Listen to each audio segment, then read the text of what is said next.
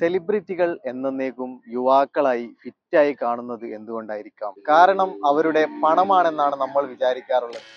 യഥാർത്ഥത്തിൽ അവരുടെ പണമല്ല ഇതിന് കാരണം.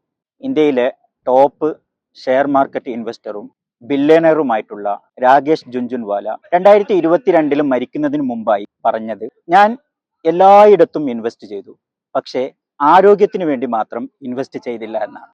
പണം കൊണ്ട് നമുക്ക് ഹോസ്പിറ്റൽ, മരുന്ന്, എന്തിനേറെ ജിമ്മ് പോലും വാങ്ങാൻ കഴിയും. എന്നാൽ ആരോഗ്യം വാങ്ങാൻ കഴിയില്ല. അത് ശരിയായിട്ടുള്ള ഭക്ഷണം, ജീവിതശൈലി എന്നിവയിൽ നിന്ന് മാത്രമാണ് ഉണ്ടാകുന്നത്.